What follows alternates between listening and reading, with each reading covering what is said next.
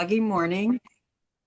And we're excited when we look at the list of our participants and all of you logging in. We have such a cross section of people in the community across the region and across the state. So we're really excited to have this time to recap all the progress of the last year and what's ahead for the coming year. We've made progress, but we still have a lot of gaps, and we want to talk about some of that, strategies and partnerships to catalyze action in the coming year. We've had a lot of changes and disruptions from our planning, and you'll hear some updates on that. But we're going to talk about how we're all pivoting to meet the goals of closing the gaps for both broadband infrastructure deployment and for the digital divide.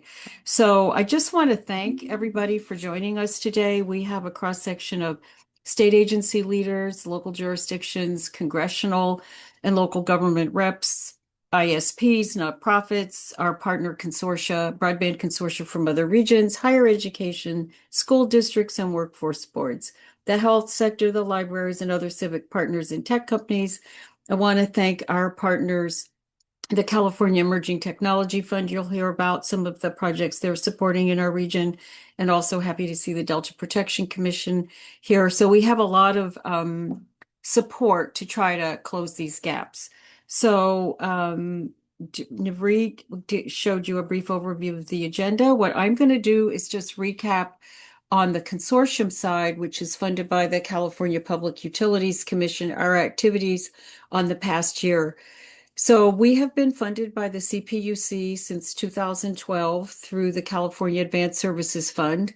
And this is a really important fund that is collected on fees for services across the state, and it supports not only the consortia, but infrastructure, broadband adoption, and for housing also, and then other federal program funding is running through there. So we'll give you some updates on that as well.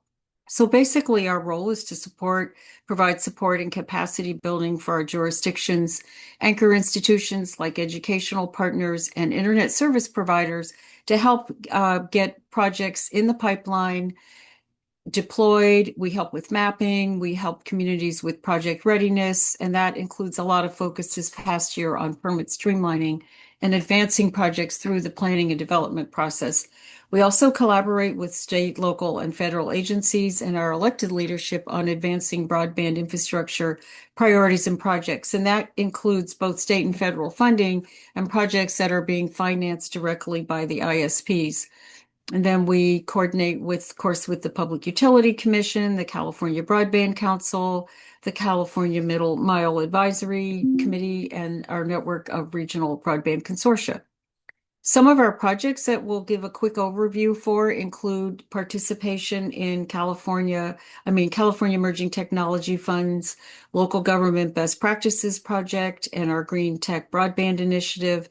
We're happy this year that we completed the City of West Sacramento's broadband plan, and that really gave us some insights to some of the on-the-ground challenges that communities face in trying to handle bigger infusions of capital investment than they have in the past, and a great partnership. We've also been working to generate resources and materials for our partners, and that includes mapping, because mapping from different funding programs has different eligibility, so it depends on lining up with those kind of things. We track funding sources. We provide information through an E-Connection newsletter. We have prepared an ISP partnership agreement that our consultants, Kathy McKim and Kieran Nolan, will be talking about today, and we have used our business broadband report that we prepared last year through an EDA grant, and we documented for the first time mapping of gaps in our business and industry areas as well. So that was an innovative approach, and of course we collaborate closely with the state because they have the funding guides and portals that are a great resource for us. We also have worked this past year with the California legislature, especially on digital equity initiatives, and we work with our congressional leaders, especially Congresswoman Matsui is a major leader in this field, and our other delegation, including Congressman Vera, they're great champions. We've had connections with the FCC and NTIA as we try to navigate and promote our regional priorities.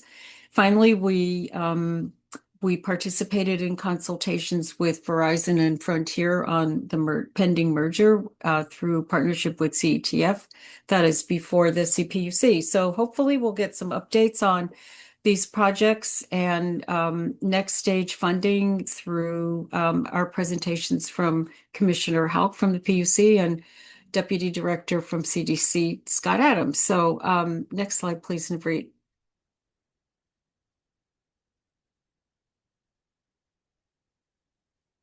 So I wanted to just quickly highlight our best practices local government project. This was a partnership with the California Emerging Technology Fund that was funded through an agreement that CTF secured with T-Mobile, which has provided support for the Broadband Consortium for the last 3 years. And one of the project activities was called the Best Practices Local Government Initiative, and that was a statewide community of practice with 35 jurisdictions, the regional broadband consortia across the state, and the metropolitan planning organizations, which handle transportation agency planning, and that is SCAG and SANDAG in Southern California. And then we were very proud that we had 3 jurisdictions in our region. We had the city of West Sacramento, the city of Ileton, and Yuba County participating. They each received $20,000 for broadband adoption and digital equity projects, including things like hotspots for libraries, city access websites, and other initiatives. And we've been engaged in that process for the past year, and we all learned a lot from each other, sharing from information across the state. And then there was a capacity building effort with distribution of a model permitting streamlining ordinances and best practices, including micro-trenching that SCAG and SANDAG prepared. So we'll be adding a link on that so you can get that material. Then just through this funding, the additional effort really provided connectivity for 2 of our fairgrounds in Yolo County and Yuba Sutter with 5G, and that's especially to help with emergency services. So these partnerships really have helped advance the mission in our region and across the state. Next slide, please, Navreet.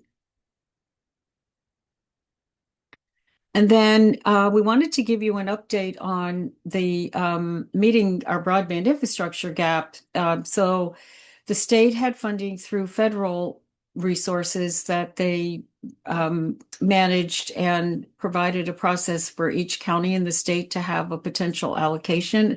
It's called the federal funding account.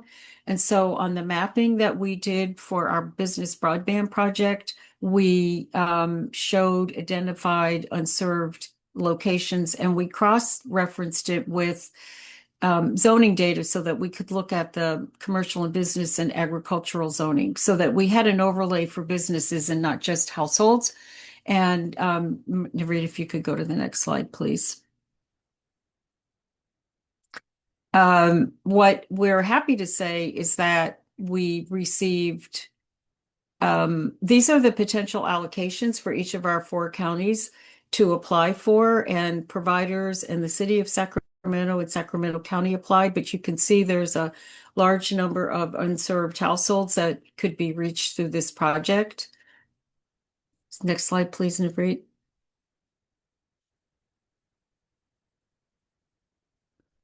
And these are the funding awards that were provided out of that potential allocation. So this is a really large infusion of funding that was made last year. These are the grantees or the awardees for those funding projects. So Comcast will be deploying in Sutter County, AT&T in Yolo and Yuba County, and then the city of Sacramento received a direct grant, and they'll be working in a variety of processes to deploy that funding. And so we are going to reach a decent number of our households through these investments. The gaps does still remain, but we're really excited about this investment, and it is deploying right now. The companies are working with the jurisdictions to try to move some of these projects through. So again, this is a focus on the permitting issues that we need to expedite so that we can get these projects deployed. Next slide, please. Yeah, these are the award summary. So we'll have all this information available on this for you. Next slide, please, Navreet. This is just an example of the red, the locations, the density of those that you can see where we have unserved and underserved areas. And we've mapped this for all of the counties in the region and all of our cities and our business improvement districts, because a lot of our rural areas continue to have challenges, but also our older industrial and commercial areas and our downtown suburban corridors. So this information is there, and we've been working on deployment in these areas as well. Next slide, please, Navreet. The one other project I want to conclude with is our working with CETF, California Emerging Technology Fund, on the Green Technology Broadband Initiative. This was launched this past June with the Governor's Office, the CPUC, City of West Sacramento, and Congresswoman Matsui's office, and Adobe and Revivin are companies helping deploy this project. So e-waste is the fastest growing waste stream in the state, and this initiative is gearing to reduce e-waste, repurpose retired computing devices, many of which are shipped overseas, and have our nonprofits refurbish the computers and devices for eligible residents. So it hits two prongs of reducing e-waste and helping address our digital divide gaps. And our community nonprofits do the refurbishing and distribution, including digital literacy training. And in our region, that includes our nonprofits, Computers for Kids and Computers for Classrooms, and Revivin works on device refurbishing for larger organizations. So I see a note from Rick in the chat about what's happening with Alpine, El Dorado, and Placer County, and we'll connect you with our partners at Sierra Business Council, Rick, for follow-up on that area. But this is a statewide initiative, just to say, and we have materials, and anybody can participate in this initiative. So we'll follow up. Thank you. Next slide, please. And now I'm going to turn it over to Navreet, and she'll give an update on Valley Vision's digital equity initiatives. Thank you, Trish. So following our update from the Connected Capital Area Broadband Consortium, we are also managers of the Capital Region Coalition for Digital Inclusion. What a mouthful, full of the C's, but there are several projects, Valley Vision as manager of that coalition, that we lead on behalf of both the coalition in order to help engage members into the digital equity work, engage those stakeholders, do the important research as to assessing digital equity within the region. And so the several projects we have recently been a part of or are currently still actively a part of include the Sacramento State Connecting Minority Communities pilot program, which actually just ended this November 30th. We also recently received a grant from AT&T focused on supporting digital navigation services here within the city of Sacramento. We are engaged with the California Emerging Technology Fund currently for an AB 617 Communities Empowerment Initiative that is really focused on 5 AB 617 communities here across the state of California, in which Valley Vision is supporting both Sacramento and Stockton, and establishing digital navigator hubs that will help not only provide digital literacy training to households within these AB 617 communities, but also help with enrolling in low-cost internet plans.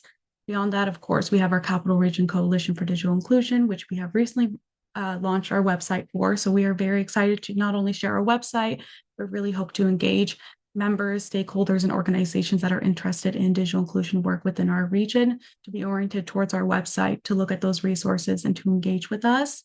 Beyond this, we continue to engage with the California Department of Technology on state digital equity initiatives and in regards to their state digital equity plan, including their monthly stakeholder meeting calls. Beyond this, we also have actively been working with Leotata Floyd Elementary School. This includes the AT&T Neighborhood Transformation Grant that we received from AT&T last year. And this allowed us to provide 133 laptops to Leotata Floyd, which will then be donated over to households within the two Sacramento Housing Redevelopment Agency's housing, so Sierra Vista and Marina. And beyond that, we also do work actively with Leotata Floyd in regards to a radio Wi-Fi pilot program, which is in its final stages and testing stages. So we're very excited to continue to collaborate within this area. Beyond this, we also formally worked with CTF and within Leotata Floyd regarding the School to Home project. Beyond this, we do actively work with the California Emerging Technology Fund in regards to Digital Equity Coalition and working with CBOs in a statewide network to really support digital equity initiatives. With this, one of the first projects we would like to highlight is the active project being the AB 617 Communities Empowerment Initiative. Again, as mentioned, Valley Vision's role is supporting digital navigator hubs in South Sacramento and Stockton. In South Sacramento, these digital navigator hubs are Color the Block, Asian Resources Center, and American GI Forum. Within Stockton, this is Cafe Coop.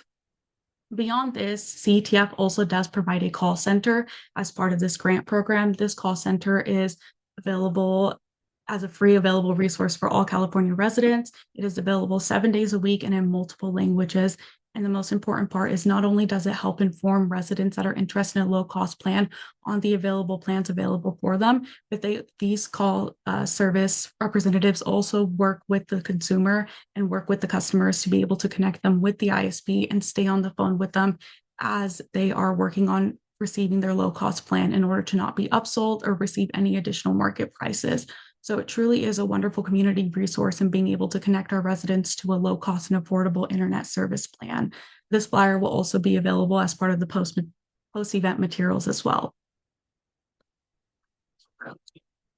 I will take a quick pause on that video if possible, but go back into that video shortly. We would like to highlight also the Connected Minority Communities pilot program that was led by Sacramento State. This project had absolutely amazing achievements, and the video that's going to be shown here was released by the Sacramento Bee, truly highlighting the progress that this effort in this program has made. We have Guillermo Duran here on the call today. He's also highlighted in today's video, but just truly am thankful for all the work that has been done by the CBOs that were engaged by Sacramento State in leading this project. As formerly known, this program, the Connecting Minorities Communities Pilot Program, was awarded by NTIA back in November 2022, and it was a nearly $3 million grant award. So with that, I will play that video.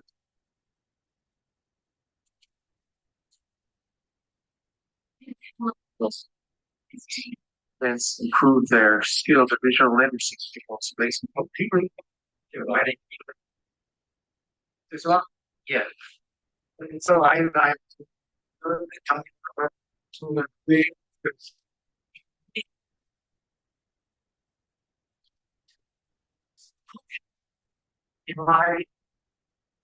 case, in the future, for myself, I do this community. Taught them how to format resumes. That's been really helpful because one of the students have been coming here and applying for jobs. Applying for jobs. Very much better. They have the information, email something subject to computer.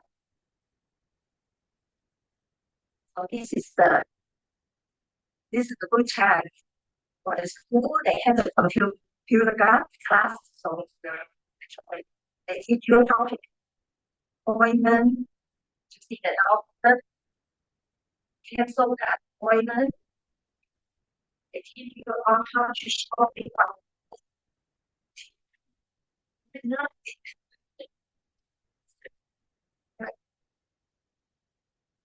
Feels really good. Teacher, very patient. You know, they teach. You know what? They repeat.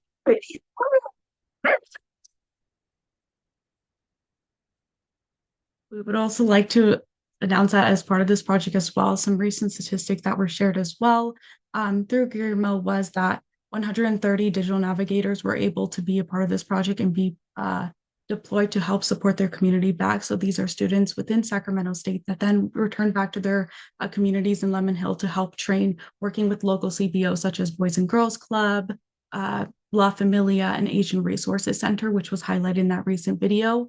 In total so far, and the number is set to increase, but over 3,000 participants have been able to benefit from this program as well and be a part of these digital literacy training. So we're thankful and we're very honored to have worked with Sacramento State and being able to be a part of this project and to connect with all these CBOs and be a part of the larger umbrella of the Capital Region Coalition of Digital Inclusion with this mission to really connect our communities together Coalition actually did do an assessment that helped determine Lemon Hill as one of the locations, which ultimately helped lead to this grant.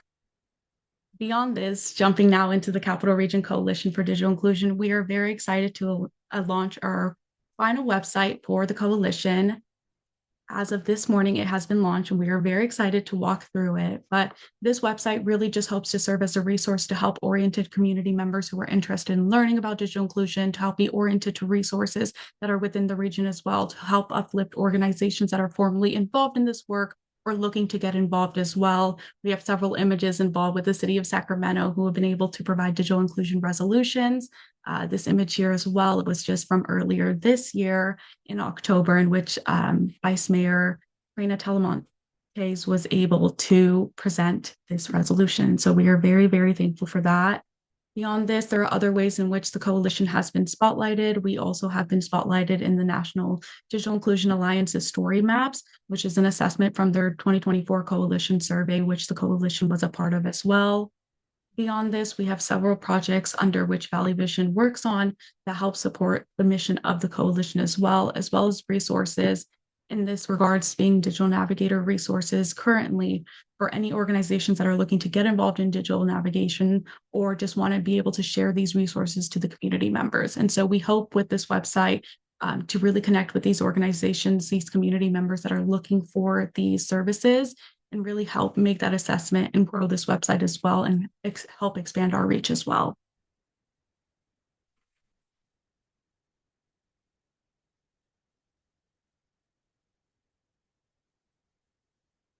With that in mind, I would actually like to pass it over back to Trish to help introduce our next presentation with the California Department of Technology. Thank you, Debreet. So we're looking forward to seeing where we can elevate the coalition for the coming year. And one of our core partners on that is the Department of Technology. And I'd like to introduce our dear colleague, Scott Adams, who's Deputy Director of Broadband and Digital Literacy at the Department of Technology, been a fabulous partner over the years. In fact, Scott was one of our first speakers for our coalition several years ago. So we've partnered with the department on input for the Broadband for All action plan and the development of the state's digital equity plan. And it's just really been a rich experience for us. And we appreciate all the support. And I would love to introduce Scott now, who's going to give us an update on kind of the journey that the state has been on with the regional partners and where we go next. So Scott, I'll turn it over to you. Thank you. Thank you so much, Trish and Navreed. It's always a pleasure to be able to work with you and members of the consortium and the coalition here. So folks, my name, as Trish said, is Scott Adams. I'm the Deputy Director for Broadband and Digital Literacy at the California Department of Technology. Kind of as Trish intimated, our office staffs the Department of Technology and the California Broadband Council in overseeing and supporting the coordinated implementation of the state's Broadband for All programs, which are really designed to close the state's digital divide and foster digital equity throughout the state. And I'm really happy to provide kind of an update on where we are in all of these efforts. So next slide, please. First of all, California's commitment to broadband for all is kind of long-standing and unwavering. What this slide is demonstrating is just how long California has been focused on closing the digital divide. Back in 2010, with the establishment of the multi-state agency Broadband Council, which coordinates broadband infrastructure deployment in unserved communities across the state and broadband adoption. And really the Broadband Council from 2010 to 2020, really highlighted the historic work of the Public Utilities Commission and the California Advanced Service Fund, the California Emerging Technology Fund, the state libraries, Department of Education, and Department of technology, among others. Really during COVID, it evolved with the governor's broadband executive order, which really directed the Broadband Council to make all state agencies to make broadband in our communities a priority, but to develop a broadband for all action plan and lay out a framework for how to achieve broadband for all. As Trish mentioned, we're very thankful. Many folks here helped develop that action plan that set forth really a set of actions over the next couple years that really empowered broadband for all to become more of a reality. So, Senate Bill 156, if you're not familiar with that, was a historic bill that both set up the framework and established the funding for the Department of Technology's Middle Mile Broadband Initiative, which is to build an open access middle mile fiber network around the state of California, and then funded significantly the Public Utilities Commission to add to their suite of existing programs to incent last mile providers and entities to construct out in those unserved areas. And then really in 2022, the Bipartisan Infrastructure Investment and Jobs Act, created another pool of opportunities through which state entities and local partners were able to leverage funding. The Affordable Connectivity Program is no longer in effect, but we were able to leverage the Digital Equity Act program, the Broadband Equity Access and Deployment Program, which we'll hear more about, and the Enabling Middle Mile Infrastructure Program. So next slide, please. Real quick, Trish asked me to kind of remind folks what the three main goals of the Broadband for All, which are outlined in the action plan, but also carried over into the state digital equity plan. And it's pretty simple that all Californians have access to high performance broadband at home, schools, libraries, and businesses, that all Californians have access to affordable broadband and necessary devices, and that all Californians can access training and support to enable digital inclusion. And so those are really the North Stars of Broadband for All. Next slide, please.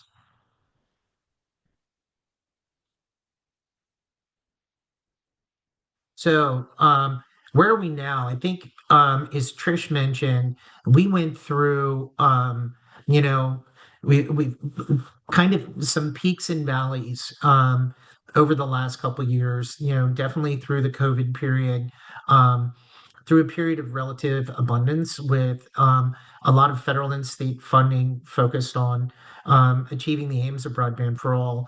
And then this year, kind of a new development with the changing federal administration. Different priorities led to the termination of Digital Equity Act program funding. And I think why that's important here to note for both your region and the state, who are, have a great partnership, is that we spent collectively about 2.5 years planning to utilize this money in developing the state's digital equity plan. Our department, in collaboration with PUC, the Broadband Council, and many of you, to focus on the sort of non-deployment barriers to Broadband for All. And so with the cancellation of the Digital Equity Act programs, that meant California lost its $70 million digital equity capacity grant that would have helped implement the digital equity plan. And then it would also terminate the Digital Equity Competitive Grant, which meant that 13 California serving entities or coalition were recommended to receive another $130 million. So it eliminated one of the key variables to the equation to getting the work done on Broadband for All, but we're still moving forward. Next slide, please. So again, we got a pivotal moment here for digital equity with the Digital Equity Act terminated. but momentum is strong as uncertainty looms. And as you'll hear, Commissioner Houck, the PUC is doing such great work. On our side, we're working on implementing the Broadband for All Action Plan, continue to push forward on the Middle Mile Broadband Initiative, and implement the Digital Equity Plan with the resources we have. PUC's moving forward with their existing programs, with BEAD and a real exciting 3-year pilot for standalone broadband through the Lifeline program, which hopefully the commissioner can tell you about. But I think what we're here to say is that California sees digital equity as a core responsibility, not a temporary initiative. Next slide, please.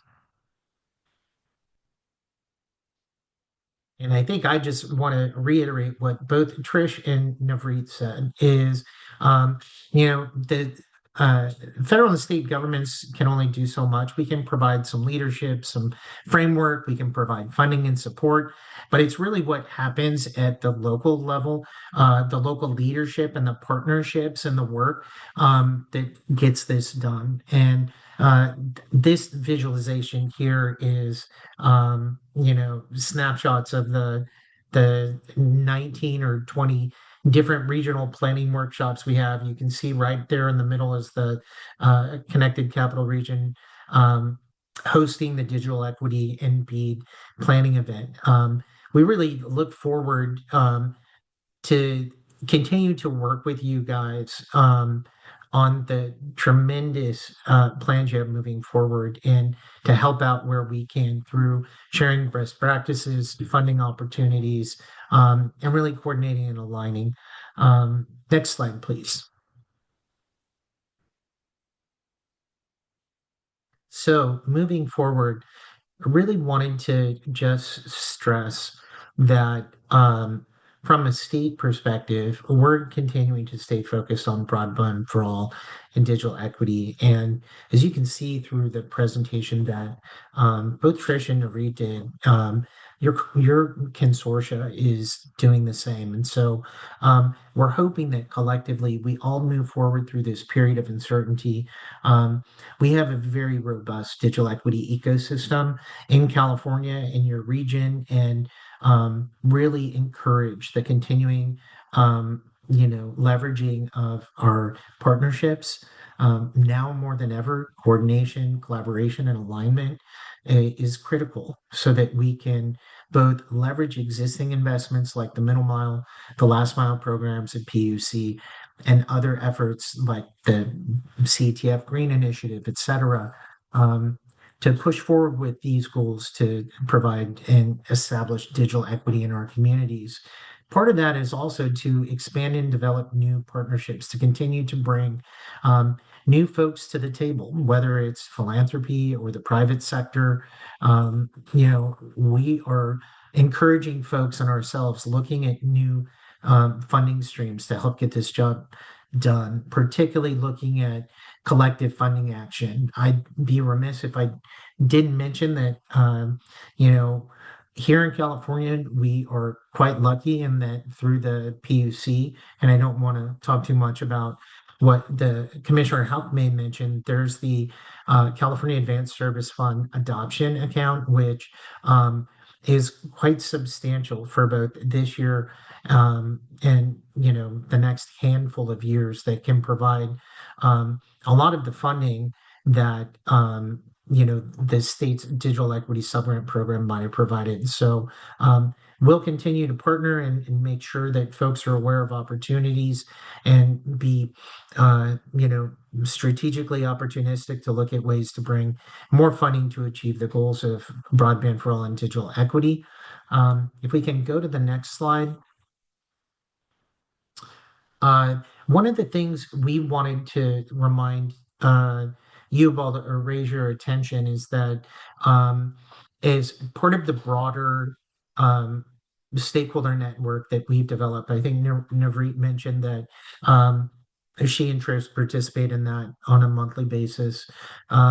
we are at the statewide level developing a digital equity resource finder, actually expanding it. So we have recently launched a digital equity resource survey. It opened last month. It's going to close or remain open until January 12th. What we're seeking is granular and specific information from digital inclusion service providers, really just you know this resource finder is evolving to be much like the one that you all had in Sacramento, to where local residents and partners can find digital inclusion services, in their area, et cetera. So if you are one of those providers, here's a QR code. Would love to have you input your information so you could be included in the state's digital equity resource finder. That's going to come online sometime in the first quarter of next year. The survey takes about 10 minutes, and it's really for organizations, not for individual residents, because it's really about highlighting those services. If we can go to the next slide, really completing my presentation here on what we're doing at the states level, but just very much wanted to reiterate that, while the Digital Equity Act programs may have been terminated, our mission to achieve digital equity has not. We're as committed as ever to broadband for all in California. We want to thank you and keep encouraging us together to build a future where everyone is connected and empowered and included. Here is some of our contact information. We encourage you to sign up for our Broadband for All email update. If you want to find out more information about Broadband for All, there's our email and our staff contact. And just, again, very humbly honored to be part of your expanded team, and wishing you all a very happy holiday season. Thank you so much, Scott. And I do encourage you all to take advantage of the resources that Scott has mentioned, including next week. There's a digital equity stakeholder meeting on December 17th. And so, Scott, I want to thank you for that overview, and honestly for all of the work that you and the staff have done over the past year to navigate the challenges of all the changes at the federal level, and the commitment to support us as we go forward in the planning, because many of us also were a part of another project to get direct funding, as well as looking forward to the state's investment. So we're all in this together, and we appreciate your optimism and support to help us. And we're really excited about the new resources that you're putting together, because as you mentioned, it's the collaboration and the partnership and the leveraging that can help drive the mission forward. So we're excited about that. And so again, I encourage the staff, the participants, to take advantage of these resources. And the Broadband for All events, Scott, have been really valuable and helpful for all of us. And we're looking forward to kind of recasting the coalition in the coming years. So this will really be a great resource for us as well. Yeah, thanks, Trish. I forgot to include information about next week's uh, stakeholder meeting. Maybe Amanda from my team can drop that in the chat. But one of the exciting things is that I know stakeholders are really interested in learning more about the CPUC standalone Lifeline pilot, and we're going to be very happy to have a speaker from their program come and talk about the progress they're making and when that's going to launch. Yeah, thank you, Scott. And then also, as Scott mentioned, hosting the California Broadband Council, the quarterly meetings again are a great opportunity to get the updates across all the agencies. And I think sometimes we forget to focus on that middle mile deployment too, because that's the bridge to really help us in the regions on the last mile connectivity too. So still a lot of good efforts and investments going on. Yeah, thank you. Thank you so much, Scott. Next, and if anybody's got any questions for Scott, please put them in the chat, and we'll relay those to him. And we're running a few minutes early, and Caleb, I was going to ask if Commissioner Houck is with us yet. Yes, I see her name. Oh, Commissioner Houck, great. can you Yes. hear us okay? Yeah, Oh, can here you she hear is. me?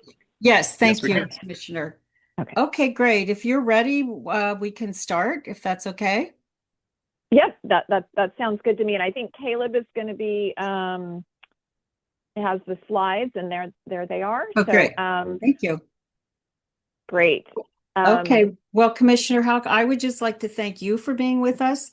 And Commissioner Houck is the assigned commissioner for the broadband initiatives at the PUC, and PUC has a broad, huge range of issues that they deal with. So I just want to thank you for joining us today as incredible champion for closing the digital divide, especially including our rural and tribal communities. And Commissioner Houck, we're so happy to join us. I want to thank you personally for all of your work on behalf of the consortia and the regions this past year, and your accessibility and your partnership in meeting with us to discuss a lot of the changes and challenges that we're all facing. So it's really meant a lot to us, and we're really happy to have you with us today. And so I'll turn it over to you to talk about the year in review and what you see coming. Thank you. Great. Thank you. And thank you so much for including me in today's event. This is an area that's especially important as we're looking to expand our broadband for all in California and meet those goals. So thank you for having me here, and thank you to everyone for all of the work you're doing. The success that we've seen in our programs would not be possible without all the work that all of you do every day for your communities. So it's really a pleasure to be here. And I want to thank Valley Vision for organizing the webinar, and excited to let you know what we're doing at the PUC. So again, I'm Darcie Houck. I'm one of the California Public Utilities Commissioners, and I will be providing this update. So if we want to move to the next slide. So first, I want to I'm going to be providing updates on our various programs, which are outlined here on this slide.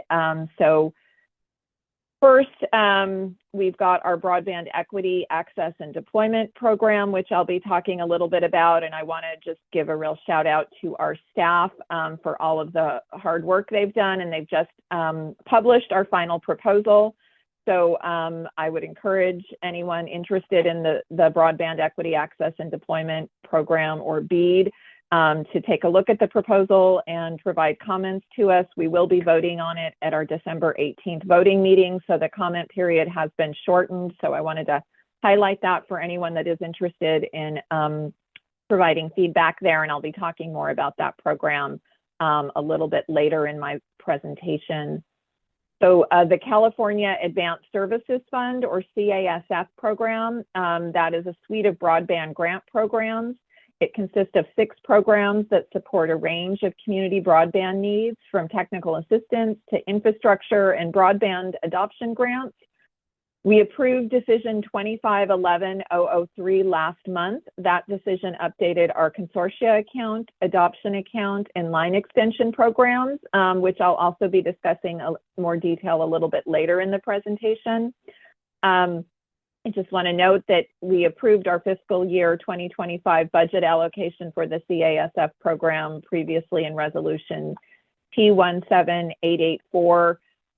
This fiscal year, at least $60 million are going to be available for CASF infrastructure grant programs. And one of the programs supported by the surcharge funded public purpose programs through CAS is the CASF program. And then our 2025 application deadline for the broadband infrastructure grant account was October 31st. And our next application deadline for the broadband adoption account, broadband public housing account, and the Tribal Technical Assistance Program is going to be January 1st, 2026. Next, we've got the Loan Loss Reserve Fund, which supports public entity bond financing for broadband projects. The Commission awarded $50 million earlier this year to Golden State Connect Authority, a public entity affiliated with the Rural County Representatives of California. Last month, the Commission approved the formal list of projects and bond terms brought by that were proposed by staff through a resolution. The resolution authorized Golden State Connect Authority to issue up to $120 million in bonds for construction costs, supported by the $50 million in loan loss reserve funding that was awarded earlier this year. I understand that Golden State Connect Authority has gone out with their bond issuance, and we will be hearing more about the programs that the infrastructure projects that are intended to be built in Imperial, Alpine, Mono, Amador, Tehama, and Glenn counties, as well as the town of Mammoth Lakes. So I'm excited and looking forward to hearing more about how those projects are going to progress. And these projects include unserved areas that have received grants from our federal funding account, which brings me to our federal funding account. This program supports reliable last mile broadband infrastructure in every county of the state. This multi-year funding program represents comprehensive one-time investments implementing the vision of the Broadband for All initiative. The Commission made awards in 2 rounds of applications this year. Our FFA round 1 awarded over $1 billion for 7,000 miles of fiber and improves connectivity for over 2 million Californians in 52 counties. So that's just a huge achievement. And our FFA round 2 is for 6 counties that did not receive awards in the first round. That round closed in June of this year, and there is a draft resolution that was published for comment last month and may be voted on at our December 18th voting meeting.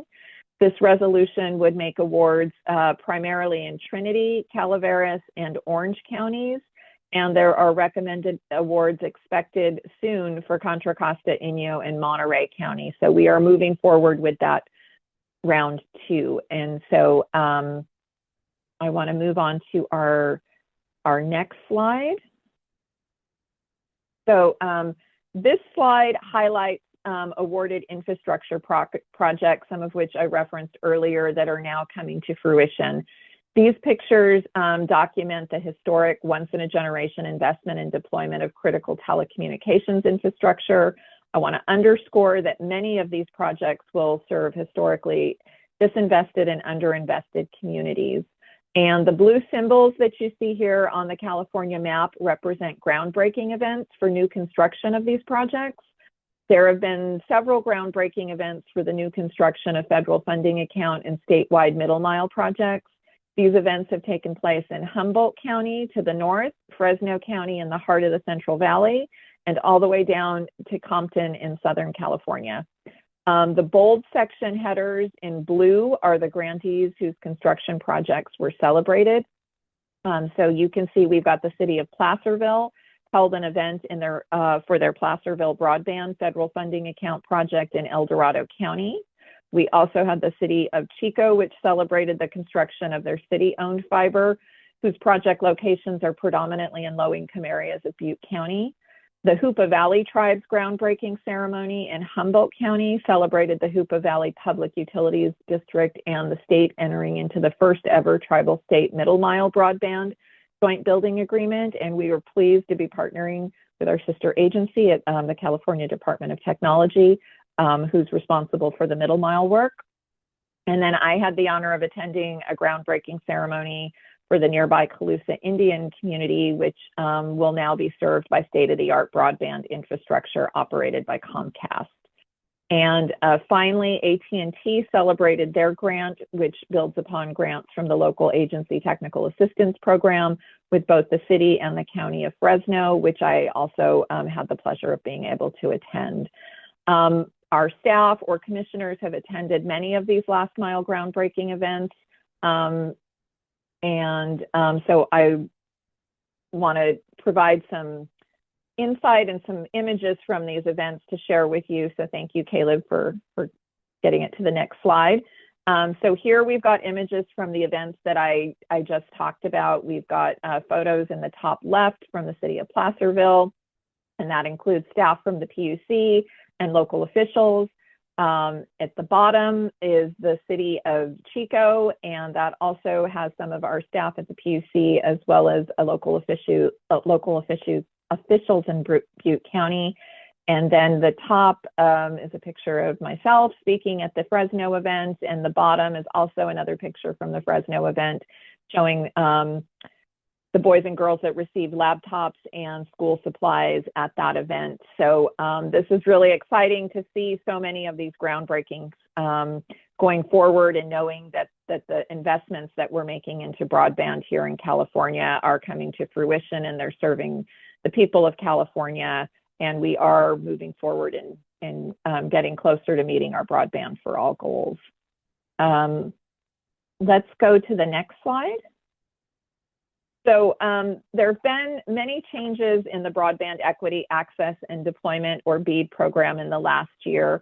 There's been, as I know most folks are aware, there's been different requirements and issues that have come up with the change in federal administration, but I believe that we are working very diligently and closely with our partners at NTIA, and are really proud to announce that we published our final proposal for public comment this week. So I am just really proud of our staff, who have just been amazing in being able to meet the demands of getting this proposal out. And I'm really excited to hear back the comments and see the results as we move forward.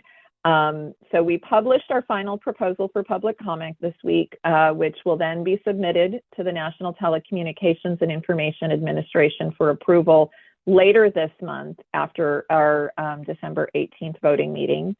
And I want to summarize the activities we completed this year for the BEAD program. So in June, and there was a lot of work before June, but in June of 2025, the NTIA issued a restructuring policy notice to implement program changes to the BEAD program. In response, the PUC revised the program, held an additional pre-qualification round, held 2 additional application windows, and held extensive negotiations with applicants to lower cost and extend priority broadband projects to more locations.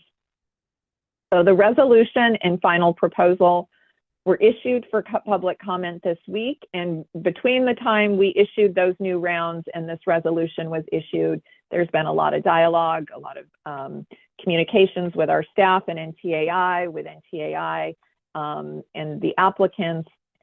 So the resolution and final proposal are issued for public comment alongside a dashboard on our website that will enable you to view the full breadth of the projects across the state.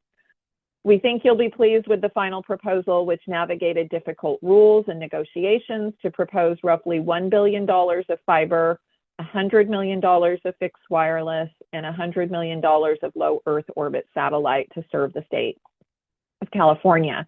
And we have the largest territory and the largest number of connections. So this was really a Herculean effort, and all of the participants in the program and our staff should really be commended for all of their work. The final proposal is going to be presented, as I mentioned, at our voting meeting on December 18th, before it's submitted to the NTIA. And the NTIA will either approve our proposal as is, or they will provide us with an extension and curing request. And if they make curing requests, then we will revise the project accordingly, vote again, and resubmit the final proposal.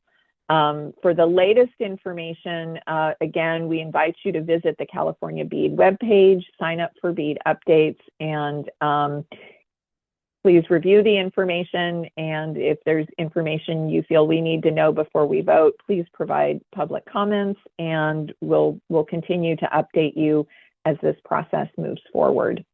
So that is BEAD for 2025. And next slide, please. So now I want to talk about the California Advanced Services Fund. We're really pleased to provide updates on Decision 2511-003, which was approved at our November 20th voting meeting. This decision revises the program rules for the CASF's Consortia account, our adoption account, and the line extension programs. And these changes were largely based on party comments, including from consortia like Connected Capital. And we really appreciate all of the input and participation in the proceeding and the information that was provided. We still have more work to do, and we're continuing to have that dialogue as we're looking at what future adjustments we may need as well. So this slide summarizes just some of the changes in the decision to streamline these programs and make them more accessible.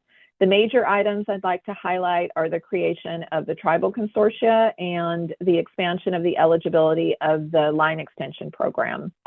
So I also will talk through the upcoming timeline for the next grant application cycle for regional broadband consortia now that the decision has been approved.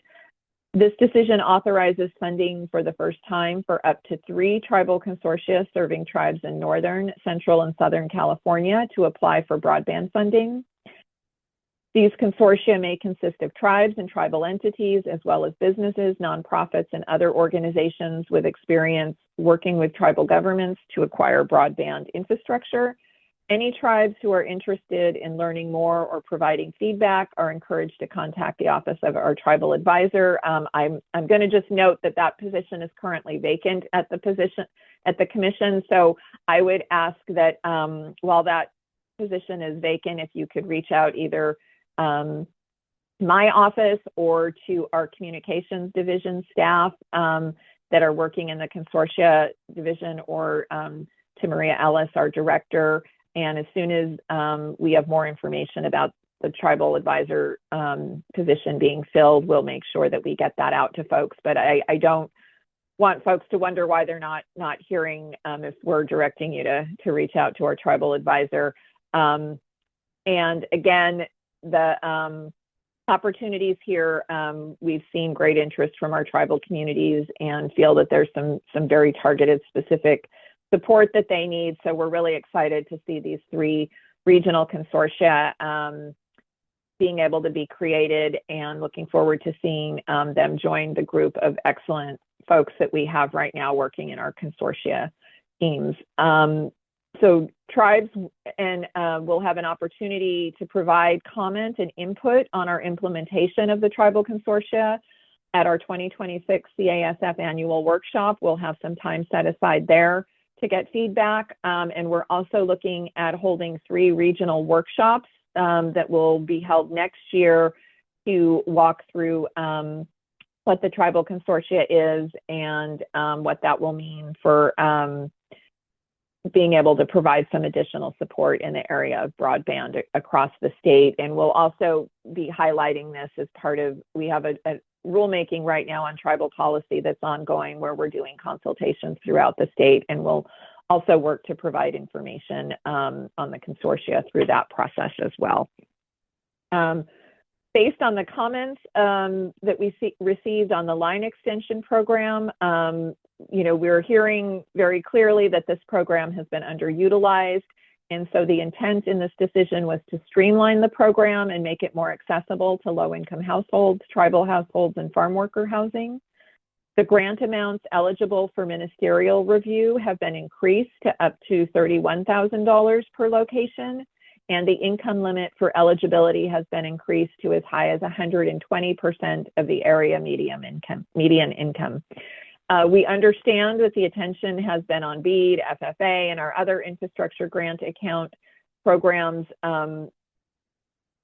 recently, but we also hope that the consortia and ISPs will take another look at using the line extension program as well as the public housing account, both of which are now more accessible than ever. We've made a lot of changes to both of these programs, and including adding tribal housing, farm worker housing, and low-income housing. So we're really excited about the expansion of access to these programs, and we're really hoping that this will go a long way in making sure that these programs are better utilized in the future. Decision 2511-003 again was issued, and we're also excited to announce that we will be holding our next application round for regional broadband consortia. Our staff is publishing a preliminary timeline which shows that applications will be due in February 2026 and that we expect to make awards in June of 2026. Any consortia whose grant will expire before then is invited to request a no-cost extension that could extend until July of 2026 after that awards are issued in the next round. We also want to clarify that it's our goal here to have an active consortia in every part of the state, including areas that may have met the infrastructure grant accounts 98% deployment goal, because consortia are eligible to work on several broadband programs that do not have the infrastructure grant accounts 98% goal. So for example, this decision authorizes consortia to work on the BEAD program, which targets 100% deployment, and there's now a streamlined process for approving consortia to work on future broadband deployment programs as they're created. And again, I just really want to underscore the importance of the consortia to our Broadband for All goals here in California, and just the amazing contributions that all of you have made. And to the extent that we can get other consortia up and running, it's just going to add to that. And again, just really want to thank all of you for the tremendous work you're doing for the state of California. It's paying off, and we're really seeing that. And so we're looking forward to getting these applications in, getting more feedback from you on how the changes we've made in this decision are hopefully helping to make it easier for you to do your job, and just having that continued dialogue that the decision also really emphasizes, so that there's open communication between our staff, the consortia staff, and that we're able to really work together to make sure this program is meeting everybody's goals. So with that, I will ask Caleb to go to the next slide. So last, we wanted to use this year in review to share information about some of our other achievements in the areas of communication that are outside the deployment programs that I just described. And we have really had a busy year this year in 2025. We've made some timely and critical improvements to the California Lifeline program, which will be launching a broadband affordability pilot early next year. The 3-year pilot will provide $20 a month for broadband service and $30 a month for broadband service bundled with voice service. And it sets a minimum service standard of 100 up, 20 down, and megabytes per second, and 1,280 GB per month. So with exceptions for low-income cost plans and areas where those speeds are not feasible. So there are some areas, again, where we do have some exceptions because we want the program to be eligible for as many people as possible. We've also issued our first ever service quality standards for voice over internet protocols, or VoIP providers. And in that same rulemaking, we updated our service quality rules for POTS providers. We have spent this year reviewing the proposed Verizon Frontier merger, which is approaching a federal deadline in early 2026. We've now published Verizon's proposed settlement agreements, and I won't go into too much detail beyond that, given this is a rate setting proceeding and the Commission's ex parte rules apply, but that has been a tremendous amount of work as well this year. We've held public participation hearings, soliciting feedback on a staff proposal revising our deaf and disabled telephone program, which envisions bringing this program into the era of smartphones and broadband. And finally, we have held workshops developing a record on the role of broadband in our carrier of last resort obligations rulemaking, which is going to be setting the stage for what the carrier of resort looks like for the future here in California. So there's been a tremendous amount of work at the PUC and a whole host of areas. In addition to our programs, telecommunications is a top priority, and we're really working to make sure that we're able to meet the needs of California in regards to safe, reliable, and affordable services. And all of these programs together are a big piece of that, as well as, again, the work that each of you do. So that was an awful lot in a very short period of time. I think every one of these topics could probably we could take an hour on, but I hope that overview was helpful. And I think that was my last slide. And so I want to, sorry, having some technical abilities. Trish, okay, there you are. I want to hand it back over to you. Oh, thank you so Okay. much, Commissioner Houck. That was a fantastic overview. I'm exhausted looking at everything that was done in the past year, but really appreciative of all of the work and the partnership and the dialogue and discussions. And again, as I mentioned, your openness to being in discussion and partnership with us, and also the staff. We've had a lot of strong, good, healthy interactions this past year, which has really helped improve the programs as you have provided that summary. And then just looking at all the other programs and what we have coming ahead, we're in the process with the federal funding account and getting ready for BEAD. And I encourage everyone to look at the dashboard. That was very helpful for us to see what the potential eligible locations are and the providers. So it informs us about how to work with our communities to help if the process goes forward to get those projects through. But so many resources for us to be working on in the coming year. So really appreciate all of these updates. And thank you for providing all this information, because we'll get this widely distributed to our network. So I invite anyone who's got questions for Commissioner Houck to please put them in the chat, and then we can follow up with you, Commissioner Houck, and look forward to just collaborating with you and the staff in the coming year. So thank you so much again. And if you can hear the next discussion, I'm going to turn it over to Kathy McKim, our consultant from Hawksbill, who's going to lead a provider panel. But we're really excited as part of our consortium work. We are reaching out to all the providers and the communities in our consortium area to try to understand how we can be an asset to help move the projects and the investments forward. So thank you again, Commissioner Houck, and I'll turn it over to Kathy. Thank you very much, Trish, and thank you, everyone. It's been a very informative morning so far, and thank you so much for being here. As you've heard, we're really at a pivotal moment for broadband in our region with historic state and federal investments, local permitting improvements, and shared commitments to digital equity. We all have a goal of 100% connectivity across all of our communities, rural, urban, underserved, and unserved. So we have a wonderful panel this morning, and we're going to be focused on solutions. Each of our speakers really bring a critical leadership role in broadband deployment and adoption across our Sacramento, Yolo, and Yuba Sutter counties. You heard already today from Trish and Scott and Commissioner Houck that partnerships and working together is really important. And that's what we're going to talk about now, as well as we talk with our internet service providers. Our goal is to surface really clear priorities, understand shared challenges, and also identify tangible actions that we can take together so we can accelerate our progress over the next year. So before I begin with the questions, I'm going to actually ask each of our panelists to briefly introduce themselves and share their role and say a sentence or two about their organization.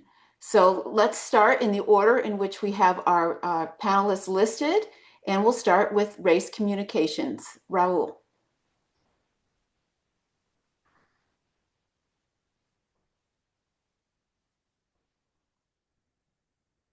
I know that he is on. I've seen him here.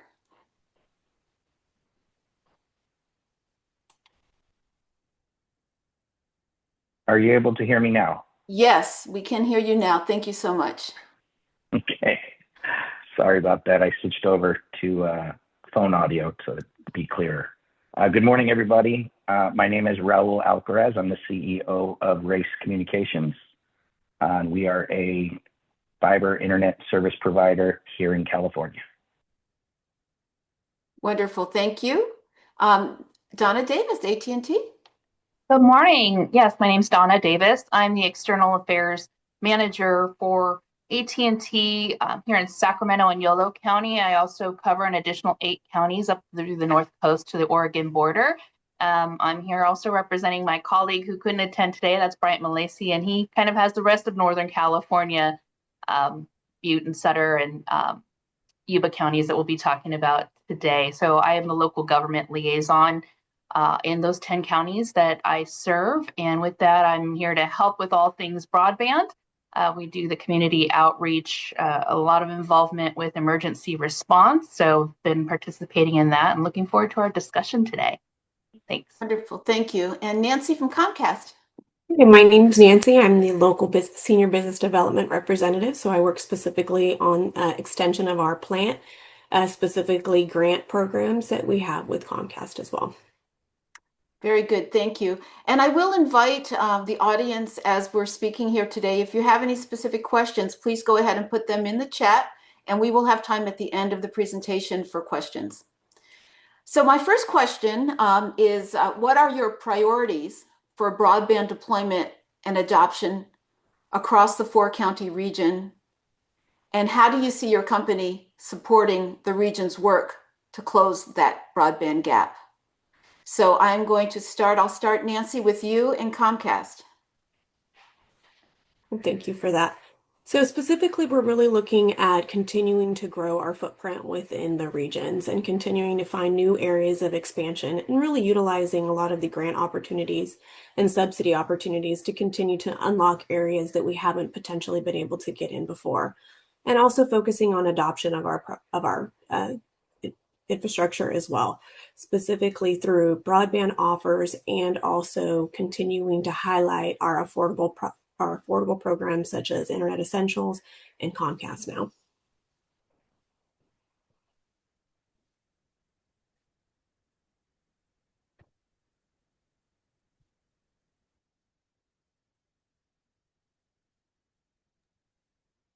Kathy, you're muted, I think. Well, thank you very much. I saw that now.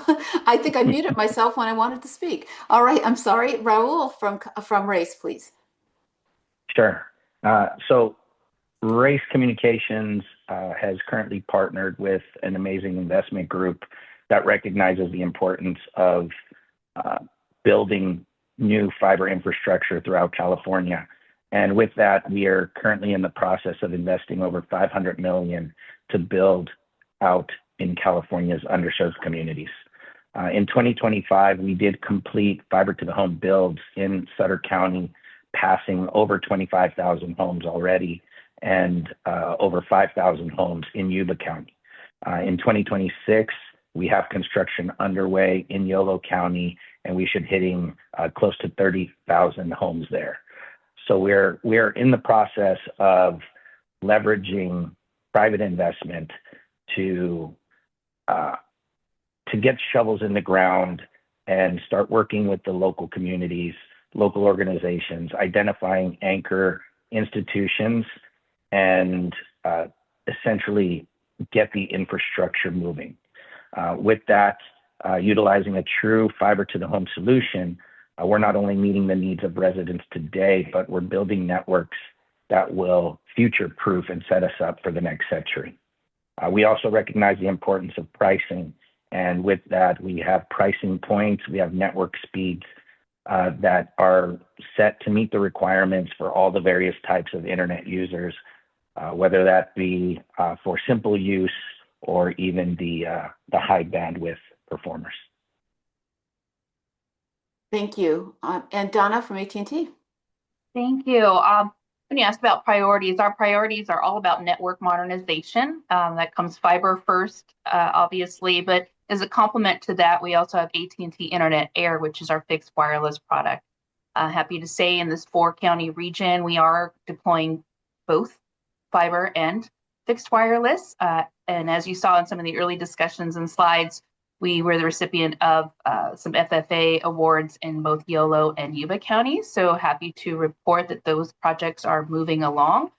The Yolo counties, we're getting a little stuck with CEQA, but I think it sounds like we've got some movement there and working with the PUC and our partners to get those projects along. And between those 2 counties with that funding, we're probably a little bit over 4,000 living units that will be made available with AT&T fiber.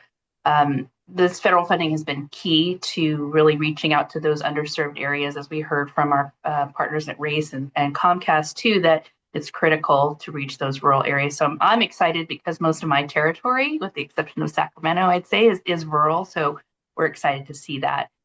With respect to supporting kind of closing the digital gap and what else we're doing, you know, AT&T has a Connected Learning Initiative, an investment across our footprint nationwide of $5 billion to help 25 million people get and stay connected. That includes addressing the issues of affordability, access, and adoption. With respect to adoption, one of the great projects that we have going on are our laptop distributions. You saw one of the slides from the Fresno County groundbreaking with the kids from Boys and Girls Club. So we've distributed more than 30,000 laptops here in California since we started the program in 2021, and many of those devices here in the greater Sacramento area. Along with that too is our connected learning centers. We've been funding throughout the state, throughout the nation. We have one here in Sacramento with the Boys and Girls Club. AT&T brought in fiber for the Boys and Girls Club, computers and digital training resources. With respect to a commitment to providing affordable connectivity, we have our low-cost internet service plan that's called Access from AT&T, and that offers speeds of up to 100 megs at an affordable rate for those lower-income households. And of course, we couldn't do any of that work without the collaboration that we have with groups like Valley Vision. I know we've been partners for a long time, and that's been critical in helping us overcome a lot of the hurdles to this deployment. Thank you.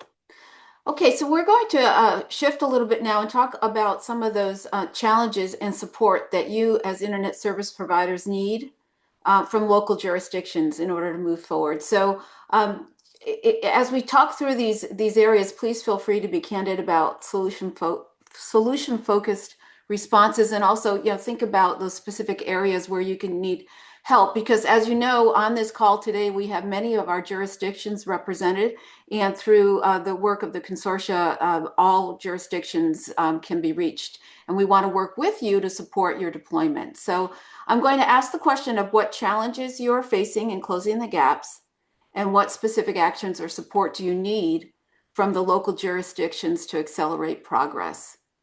And so Raul, let's start with you then from RACE. Sure. I've probably got a lot of the same pain points as my colleagues here, because we all have the same vision and the same goal for bringing infrastructure and broadband to everybody. And in order to get that done, I think the saying was, you got to break a few eggs to make an omelet, right? And we get out in the street and we have to get construction going. And construction can be messy. Construction can be challenging. And it really is through the relationships. It really is through the clear communication with all the parties involved to be able to get to actually getting those shovels in the ground. So, we all have great intent. We've got good ideas. We've got resources behind us to get it done. But without actually getting the approval from the local municipalities to actually give us approval on the permits, that really becomes the long pole in the tent. And when you do want to start building in multiple areas, you do run into different municipalities wanting things differently. So it really becomes a very large challenge to get permits approved in a timely manner to be able to meet milestones, timing, weather. You can submit a permit, and if it was approved when you expected it to be approved, you could get the job done.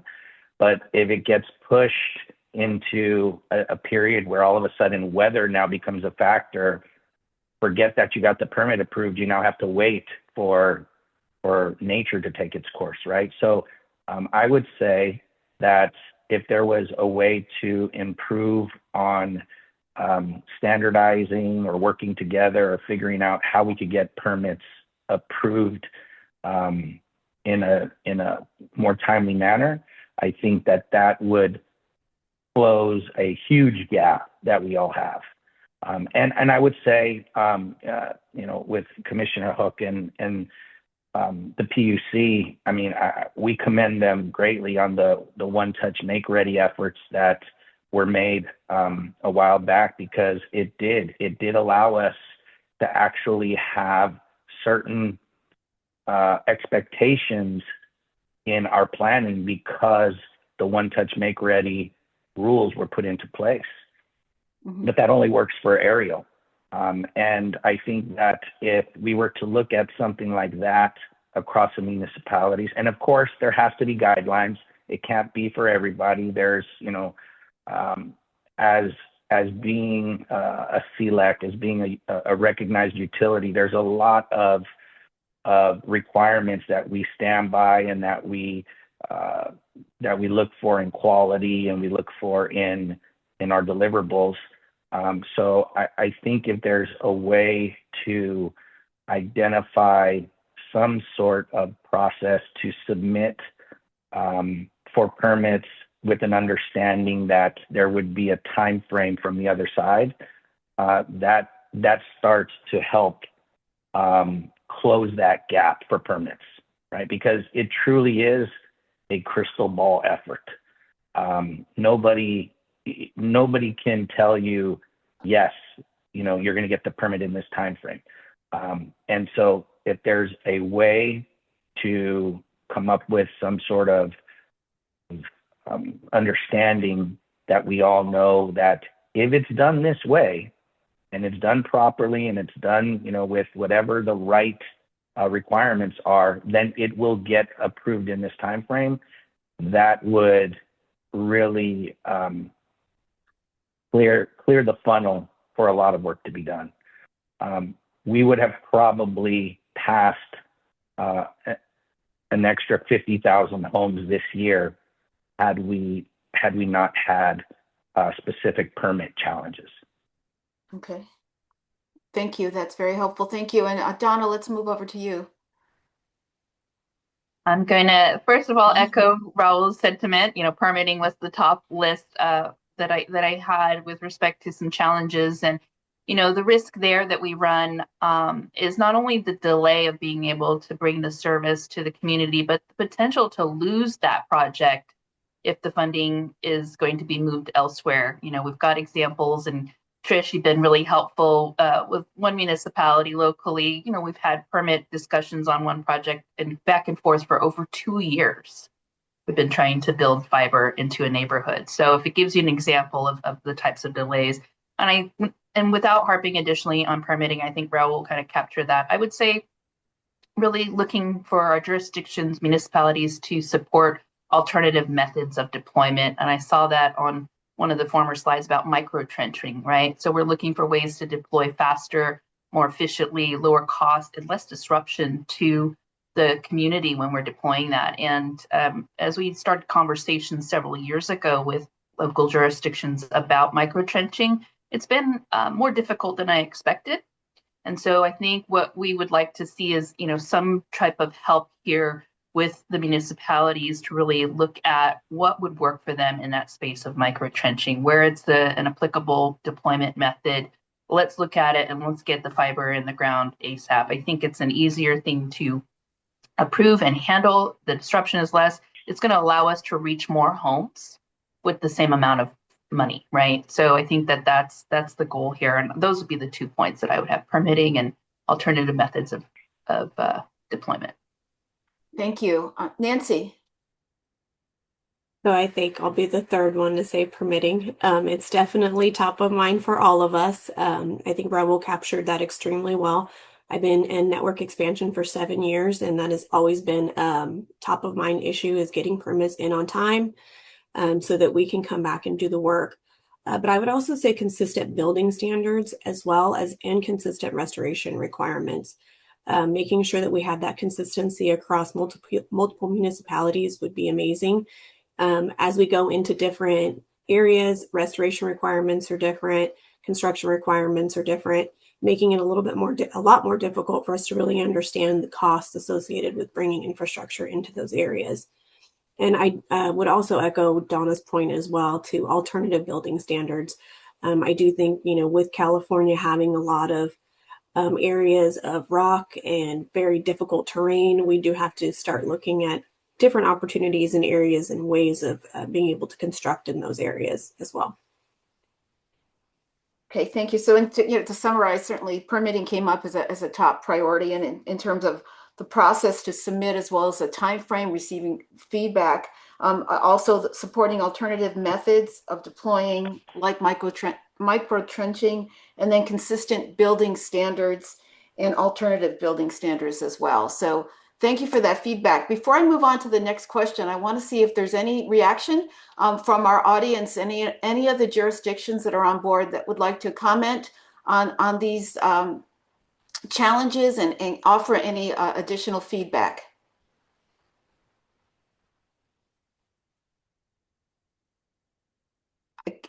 Okay, thank you. So David Kent from Ileton, yes, go ahead. Well, we were mentioned earlier, and I want to underscore the importance of private sector participation. So private sector has a suggestion for streamlining and lower costs, which speaks to ultimately to affordability. That needs to be seriously regarded.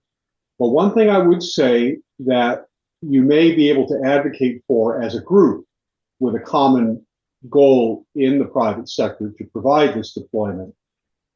If you're looking for consistency, you're also looking for best practices. And one thing about local control is it may envision that best practices are left to the notion of the current municipality's management or the current municipality's elected officials. Under general law, it is only permitted for elected officials to intervene on behalf of a private sector initiative if invited to do so, either through ad hoc committees or other, standard procedural, lawful,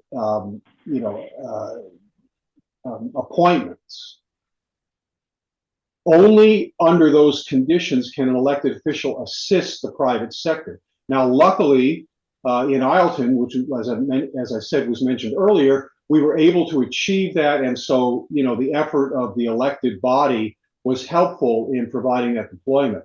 So I would just simply advise you, as you work with municipalities, to ask them what they think the best practices are and advocate that they appoint elected officials to assist the city in providing streamlined, compliance, streamlined permitting, that kind of thing. Thank you. Very helpful. Any reaction from the panelists to that comment? I totally agree. I think that it's very important as we go into the cities that we understand kind of the expectation. We look at, I guess best practice is the right term, but we want to make sure that we're building the packages in a way that meets the city's guidelines, so that way we can streamline. And I think that that's a very important piece to this puzzle.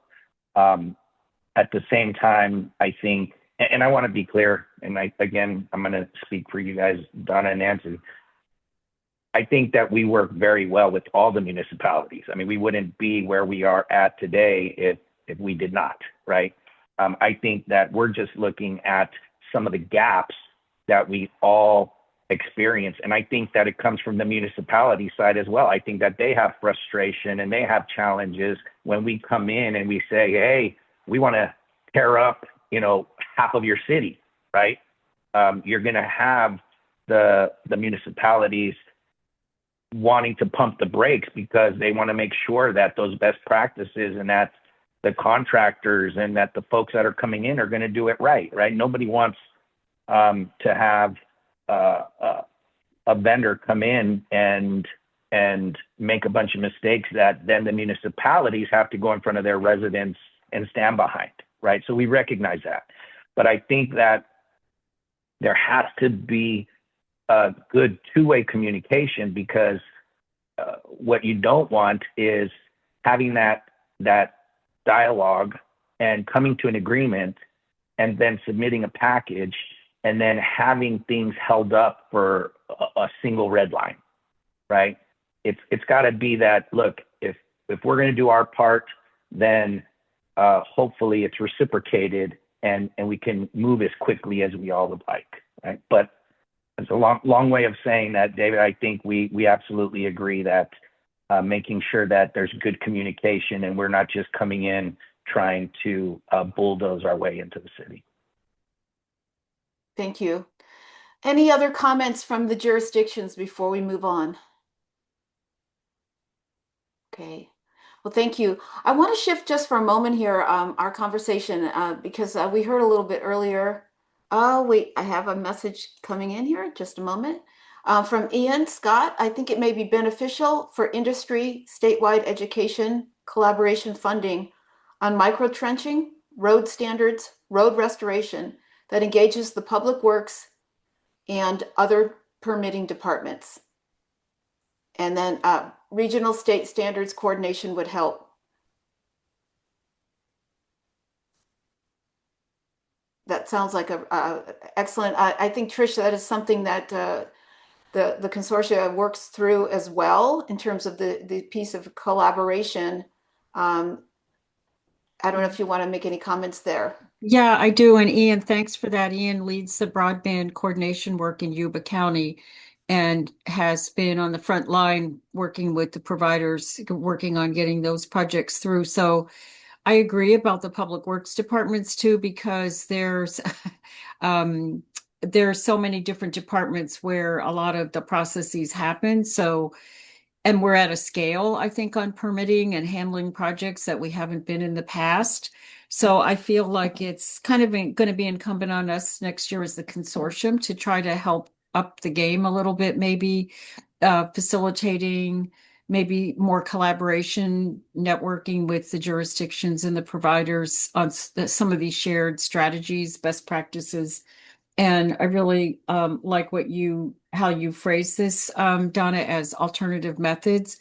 You know, there's a law that says that jurisdictions do have to have a micro-trenching ordinances, but I think that this is a harder road for people, as was mentioned, and also other providers have told us that with the ARPA funding, a lot of road improvements were made over the last couple of years. So to your point, Raul, tearing up new roads again is a challenge. And so how do we navigate these and get the best practices and the things that are working for jurisdictions, see if we can get to that point of some shared cross-jurisdictional processes, that they've done that around other kinds of permit streamlining, especially in Silicon Valley, even joint building ordinances, uniform building codes and things like that. So I think those are opportunities for us in the coming year to work together and provide resources to help the jurisdictions and what they're doing already that we can learn from, and communicating back what they need. I think another thing that we've seen work in other jurisdictions is kind of having an ombudsperson where there's somebody assigned to projects that helps navigate, get the requirements and upfront about what the expectations are too. That would help smooth the process. And I'm sure you've all seen good processes that we could learn from. So we'll commit to supporting that process too. And Trish, Ian also noted in the comments that maybe some support from state and federal advocacy around road restoration post micro-trenching could be very helpful too. Yeah. Yes. Yeah. We'll loop back with the PUC. Yeah, I think the earlier we had investments in the local area technical assistance funds, and that planning really helped jurisdictions get ready. for good projects. And so maybe there's a way that we could get some resources this way for to help this process and help be a resource for local governments. Very good. Thank you. And that's exactly why we're here today. This is so helpful to have these comments and how we can work together for 2026. Any other comments from the jurisdictions before I move on? Okay. The final area to talk about here, and we heard a little bit about it earlier, and some of you may have made some comments too, is commitment to adoption and driving adoption in low-cost offers. So I'd like to just highlight, if you can, please, your commitment in that area, and how do we increase, once we get that deployment out there, how do we increase adoption, and what role you could play with that. So I'll start with you, Nancy, in Comcast. Essentially, it's an educational piece on some of our products and services that we have in that more affordable arena. Our Internet Essentials program and our Comcast Now program as well, and really grassroots approach of kind of getting in there and really educating the different schools and providing lift zones within the different communities as well, which is areas where we do provide internet services for low-income community members as well. So we do kind of take a really grassroots approach at kind of getting adoption for our product in these communities. Great, thank you. Donna? While I get over to the mute button, thank you. Yeah, so I think one of the things that we focus on in that kind of grassroots space too is working with our local community organizations, right? And that's both through grant funding to support digital divide work, digital literacy training, we know in our connected learning centers to bring that access into the communities that maybe aren't utilizing the connectivity that's already available out there. We work with community organizations to get the word out about our low-income offer, AT&T access from AT&T, and that's been helpful because a lot of times, especially in communities that might not be taking advantage of the services, sometimes that information needs to come from a trusted advisor or a trusted source, and that's where those local community organizations really come into play. And then, mentioned before too that adoption means they have to have a device. I think the laptop distributions that we're doing are really making an impact. I've participated in several throughout my territory now, and a lot of times for these families, it's the first time that their kids aren't going to do their homework on somebody's cell phone. So, it makes a big difference, and we are really focusing as well in the senior space with the adoption of technology in those laptop distributions. I have one coming up in January up in Willits with the senior center. So really working to fund a lot of programming to reach seniors as well. Great, thank you. And Raul? So I think we take a few different approaches in our adoption methods. A lot of it, we love to get involved at the community level. So it's not just adoption of the product, but it's actually just awareness of the technologies that we're bringing out. Because we have a pure fiber product, we tend to try and educate as much as we can around that as well. We'll do town halls, we'll get out and meet with the different community events. We like to really get the word out about the product, about the different pricing and packages that we have. We really look to try and meet the needs of everybody, whether it be, again, the senior user that's just using it for email and FaceTime, or again the student that needs to be able to connect and do their remote educational purposes, all the way to high-end business users. So we do, from an adoption standpoint, try to cover the spectrum now. Okay, very good, thank you. So overall, it's really a lot about education. It's about getting the word out, and it's also what I hear you say is certainly working with trusted partners in the community, and then also meeting the needs of everyone. And I heard Donna, I know you mentioned seniors. I know Raul and Nancy mentioned specific needs in the community. So that's great. And yet that is really what we are here. The consortia is here to do it together. And we really appreciate your partnership in making that happen. But getting the information out is so critical because it's so hard sometimes, I think, for certainly the population that may not have service at all and just receive service. Using the service in digital literacy is critical as well. And we appreciate your support in that area. So we have a few more minutes. I am going to open it up to see if there are any additional questions coming in from the audience here that we have our panelists on board to respond to.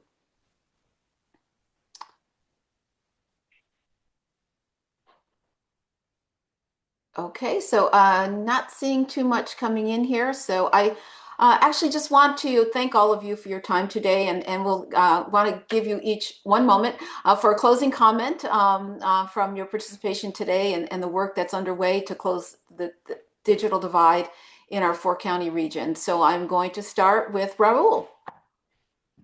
Thank you. Well, I guess let me start off by saying happy Friday to everybody. I hope you all have a great weekend. And really just appreciate the opportunity to check in and see how you all are doing and share a little bit about what we have going on, not just in the 4 counties, but across the state. And I think it was said a few times earlier, it really does take all of us to get this work done. We've been fortunate enough to be working with the consortiums since 2009 when we submitted our first CASF grant. So we have a lot of experience working with the consortiums, and the work and the communication that you guys put out is so crucial to the success and the work that we do. So I just want to thank you all for the work, the effort. Appreciate the PUC joining in and sharing their information today, and definitely appreciate their support in these initiatives. So I look forward. You can see from the different presentations, there's plenty of work for us in 2026 and beyond, right? So that's very exciting, and I'm looking forward to the future. So thank you all. Thank you. Nancy. So I did want to thank the consortium for all of your support throughout all of our grant applications and throughout all of the years that we've been working together. We did get awarded an FFA grant, as you saw, in Sutter County. We do anticipate that should be completing in November of 2026. So we're very excited about having all of those households online. Quite a few potential BEAD applications that we anticipate coming to fruition on the 18th. So we are very excited about those opportunities as well. And also finishing out our BAU builds for West Sacramento and Woodland as well. Very excited about getting those online and moving forward. And thank you again for all of your support and for the opportunity of being able to be here and share some of our challenges and hopefully working through strategies to be able to overcome them in the future. Thank you. And Donna. Yes. Hi, Kathy. Thanks so much for the opportunity. We value the relationship that we've had with Valley Vision and the consortium over the years. And really, I hope that we can look for ways to really leverage that relationship on all of these topics that we've discussed today on deployment, on permitting. I think it's gonna take all of us coming together from different angles to accomplish this work. We have, I've been an advocate for rural space, and I know I brought it up before, and a lot of the work Valley Vision does is supporting those rural communities. So I'm really excited to see the initial BEAD announcement, and looking for a lot of great things there in the AT&T space, as well as our FFA builds that we have ongoing in Yuba and Yolo counties. I also just wanted to put out there too for the attendees, and I don't know, maybe if it'll come back through Trish or Kathy to get my information out from an AT&T perspective, so that if we need to connect and there's something specific to your jurisdiction or municipality, I'm happy to be that conduit to AT&T and look to work together so that we can address those issues. Thank you. Thank you, Donna. And we can do that for all of the participants today. If there's anything you'd like to share with the group, please send it over and we will get it out. So I want to thank you all for your time today. We started to talk at the very beginning about partnerships and collaboration, and we heard that throughout all of your presentations and how we can work together. And to the jurisdictions that are balancing so many different priorities, we appreciate your participation and cooperation. And we all have the shared goal of our 100% connectivity and also adoption. So we appreciate that time today and look forward to new and enhanced collaboration going into 2026. Thank you.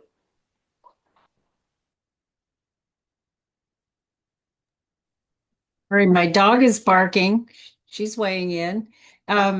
Thank you so much, everybody, for being here today. We'll send all the information out. We've got a lot more resources to send. We really appreciate the participation of all of you listening in and providing input, and our panel, our partners, state leaders. It's really been a journey together. We've accomplished a lot, all of us together in the last year.